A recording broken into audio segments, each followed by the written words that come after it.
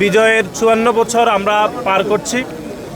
এটা এই বছর খুবই গুরুত্বপূর্ণ একটা বছর বলে আমরা মনে করি। সেটি হচ্ছে বিজয়ের ৫৪ বছরের পরে এসে আমাদের মধ্যে আশঙ্কা জাগ্রত হয়েছে যে গত ২ দশকেরও বেশি সময় ধরে যে আওয়ামী লীগ মুক্তিযুদ্ধের ইতিহাসকে যেরকম বিকৃত করেছে অথবা মুক্তিযুদ্ধের চেতনার ব্যবসা করেছে, ঠিক গণ অভ্যুত্থান পরবর্তী সময়ে আমরা দেখছি যে বাংলাদেশে, নতুন বাংলাদেশে একটি পক্ষ মুক্তিযুদ্ধের প্রকৃত ইতিহাসকে ভুলিয়ে মুক্তিযুদ্ধের ইতিহাসকে বিকৃত করার অপচেষ্টা করছে। আমরা গত ৫ দশকে দেখেছি যে আওয়ামী লীগ মুক্তিযুদ্ধের চেতনাকে বিক্রি করে তারা মুক্তিযুদ্ধের একক মালিকানা দাবি করত। ঠিক নতুন বাংলাদেশেও আমরা দেখছি একটি পক্ষ মুক্তিযুদ্ধকে ভুলিয়ে নতুন প্রজন্মকে যে পার্শ্ববর্তী একটি দেশের এজেন্ডাকে তারা এখানে বাস্তবায়ন করার এক ধরনের অপচেষ্টা চলছে।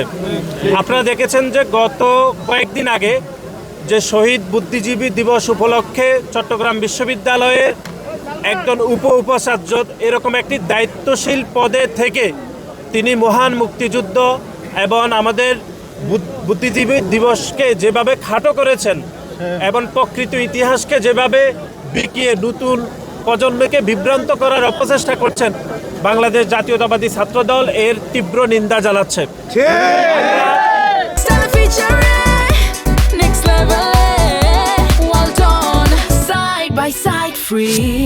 মহান মুক্তিযুদ্ধ, ভাষা আন্দোলন ৯০ এবং ২৪-এর প্রকৃত স্পিরিটকে ধারণ করে বাংলাদেশ জাতীয়তাবাদী ছাত্রদল সামনে এগিয়ে যেতে চাই এবং সেজন্য আমরা মনে করি যে একটি নতুন বাংলাদেশে একটি বৈষম্যহীন বাংলাদেশ, দুর্নীতিমুক্ত বাংলাদেশ এবং একটি গণতান্ত্রিক অগ্রযাত্রায় আমাদেরকে এগিয়ে যেতে হবে এবং মহান মুক্তিযুদ্ধের সাম্য, মানবিক মর্যাদা এবং একই সাথে যে ২৪-এর যে গণঅভ্যুত্থানের স্পিরিটকে ধারণ করে বাংলাদেশ জাতীয়তাবাদী ছাত্রদল সামনে এগিয়ে যেতে চায় এবং মুক্তিযুদ্ধের প্রকৃত ইতিহাস যেন নতুন প্রজন্ম জানতে পারে, সেই জন্য বাংলাদেশের সকল শিক্ষার্থীরা যেন সতর্ক থাকে। এই জন্য আমাদের পক্ষ থেকে সকল শিক্ষার্থীদেরকে সতর্ক থাকার উদাত্ত আহ্বান জানাচ্ছি।